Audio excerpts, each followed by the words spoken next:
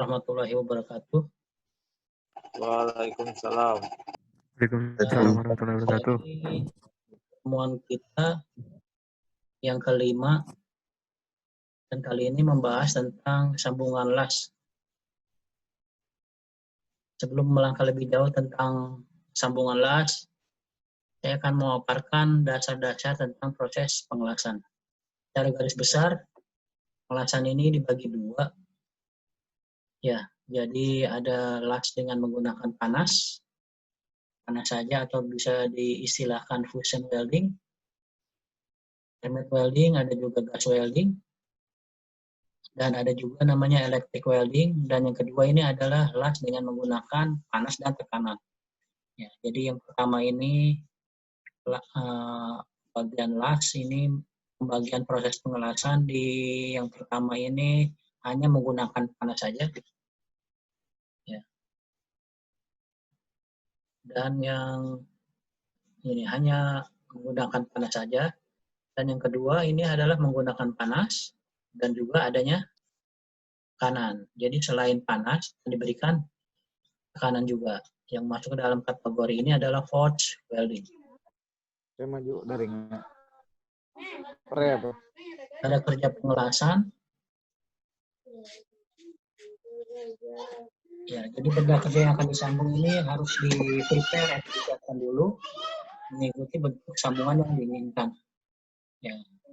Terus pengelasan dilakukan dengan memanaskan material pengisi penyambungnya sampai mencair ya. Terus material pengisinya berupa material tersendiri, misalnya menggunakan las asetilin, dan ada juga yang menggunakan elektroda atau termasuk ke dalam kategori ini adalah las listrik. Setelah dinginkan, maka material yang dilas tadi akan tersambung oleh material pengisinya.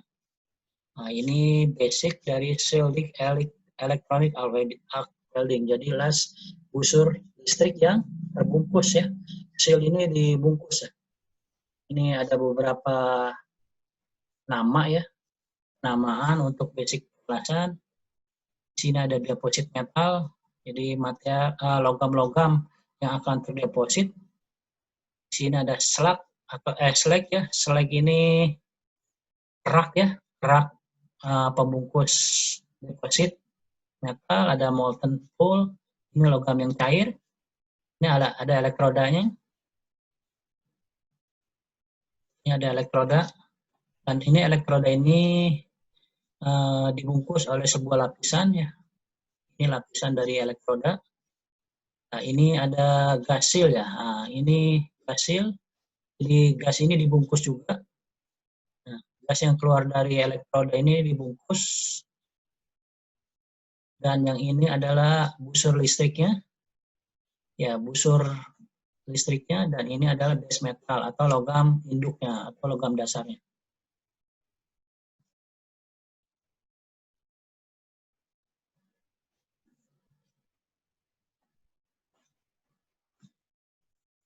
Nah, ini beberapa contoh simbol dari pengelasan. Ya, ada menggunakan pipit, ada pilet, ada V ya, ada bevel, ada bentuk U, ada bentuk B. Ya. Ada juga yang bentuk flare bevel. Nah, ini bisa dilihat dari simbol-simbol ini kita bisa mengartikan bahwa nanti bentuk sambungan yang kita inginkan.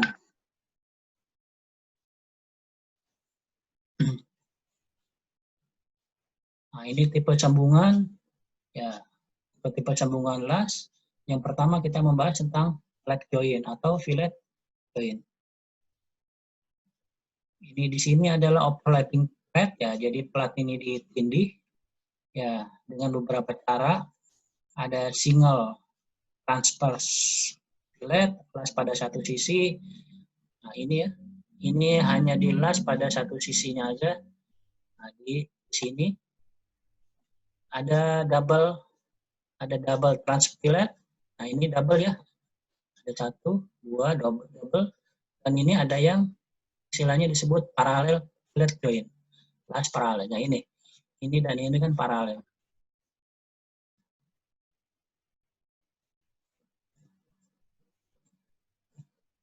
Nah, ini ada jenis sambungannya butt joint ya. Butt joint ini pengelasan pada bagian ujung dari plat. Pengelasan ini tidak disarankan untuk plat yang tebalnya kurang dari 5 mm. Jadi ini disarankan untuk plat-plat yang lebih tebal dari 5 mm ya. Khususkan untuk bentuk plat-plat yang tebal. Untuk plat yang ketebalan 5-12,5 mm, bentuk ujung yang disarankan adalah tipe V atau juga tipe U. Nah, ini tipe V dan ini tipe U. Ini jenis-jenis sambungan untuk butt joint, tapi yang bentuk sudut tertentu ya. Ini ada corner, ada sisi, dan ini ada T-joint.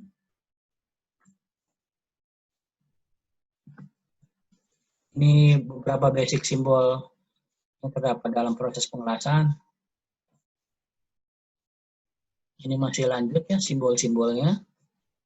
Nah, ini standar lokasi untuk simbol-simbol proses pengelasan. Dari sini kita bisa mengartikan ada beberapa macam dari proses pengelasan, dari mulai panjangnya, dari bentuk konturnya ya, kontur dari permukaan, ada garis referensinya, terus ada berapa panjang yang tidak akan dilas, dan ada beberapa simbol-simbol dari pengelasan lainnya. Ini contoh-contoh representasi dari simbol-simbol pengelasan tadi. Selanjutnya kita menghitung tentang perhitungan kekuatan las. Ya, kekuatan las ini terbagi beberapa macam. Yang pertama ada kekuatan transverse pilot. Nah ini. Jadi ini transverse pilot ini bentuk sambungan yang melintang ya. Nah, jadi dia hanya dilas pada satu sisi. Nah, ini ya. Nah, ini ya. Ini yang melintang. Dari gambar bisa kita lihat ya. Ada yang melintang. Nah, ini ada yang melintangnya 1 dan ada yang melintangnya 2 atau double. Ini adalah ketebalan dari material. Dan ini ketebalan dari material otomatis kalau di sini lasnya dilas penuh, maka ketebalan dari material dan ketebalan lasnya akan sama. Dan ini adalah panjang lasan. Ya, panjang lasannya ini.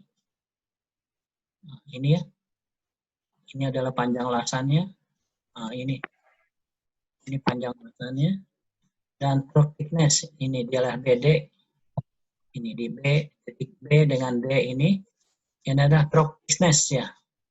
Jadi seberapa besar ketebalan ya, ketebalan dari pengelasan ya, leher, tapi leher di daerah pengelasan.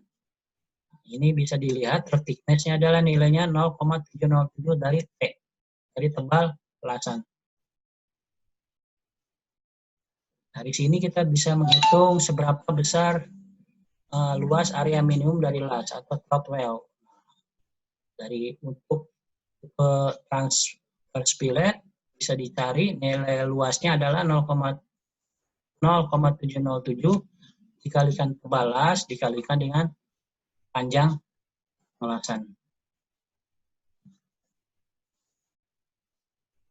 Selanjutnya menghitung tegangan tarik atau kekuatan tarik maksimum dari sambungan las.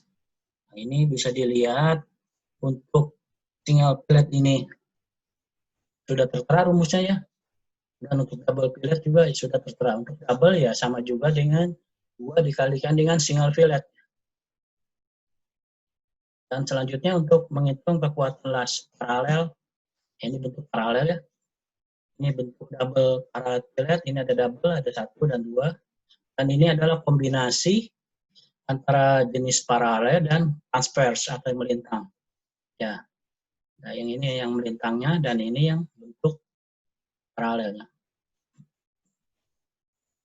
Dari situ kita bisa menghitung seberapa nilai gaya geser maksimum untuk single parallel pilot dan juga untuk gaya geser maksimum untuk double paralel fillet. Nah, ini yang menjadi poin utama adalah hal yang perlu diperhatikan dalam desain sebuah sambungan pengelasan ini adalah tambahkan panjangnya ini sebesar 12,5 mm pada lasan untuk keamanan atau safety ya. Jadi panjang untuk lasan ini ditambahkan 12,5 mm atau sekitar 1,25 cm. Untuk gabungan paralel dan transverse fillet yang melintang, maka kekuatan lasan ini adalah jumlah dari paralel dan transverse. Jadi ini ya. Jadi gaya-gaya total yang bekerja ini gaya yang paralel dan gaya yang melintang.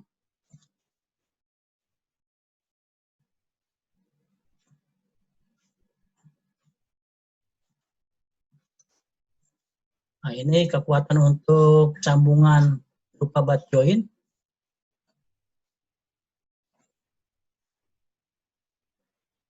Jadi digunakan untuk beban tekan atau kompresi. Ini salah nulis ya, kompensi ini. Ini beban tekan atau kompresi.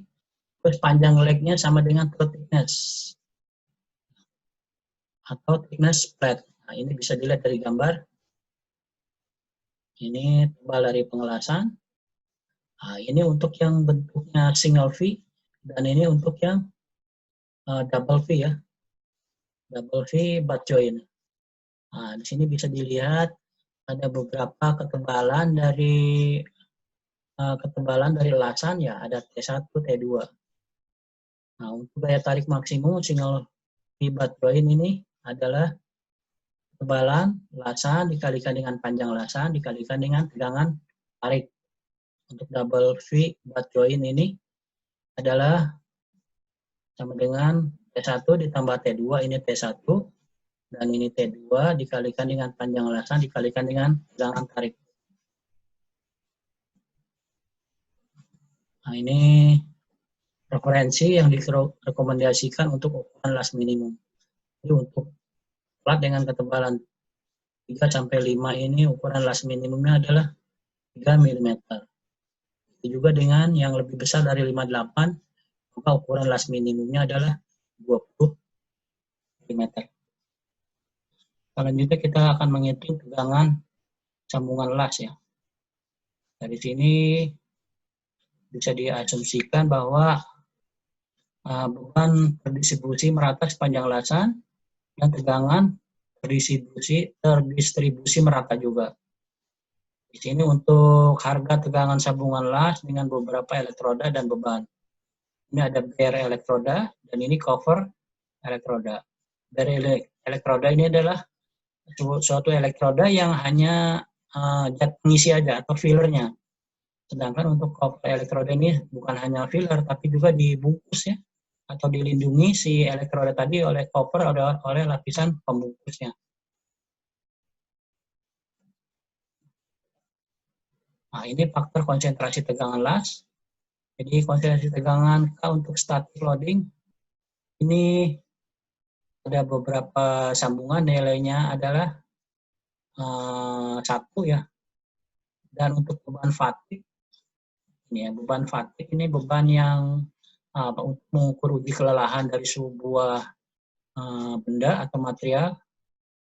Untuk jenis-jenis tipe lasnya bisa tertera di sini. Dan ini faktor konsentrasi tegangan ada yang 1,2, ada yang 1,5, ada yang 2,7 dan ada juga nilainya 2. Ini ada contoh beberapa kasus untuk jenis-jenis pengelasan ya dan juga sambungannya. Nah, ini nanti bisa dipelajari ya. Nah, ini ada beberapa contoh soal ilustrasi dari rumus-rumus yang tadi setelah saya paparkan. Di sininya contoh yang pertama ini adalah sebuah plat yang lebarnya 100 mm, lebarnya 10 mm, beban statis diketahui, tegangan izin diketahui, dan ditentukan seberapa nilai panjang lasan tersebut. Saya rasa untuk pertemuan kelima ilustrasi atau ringkasannya sampai di sini. Nanti kita bisa lanjutkan untuk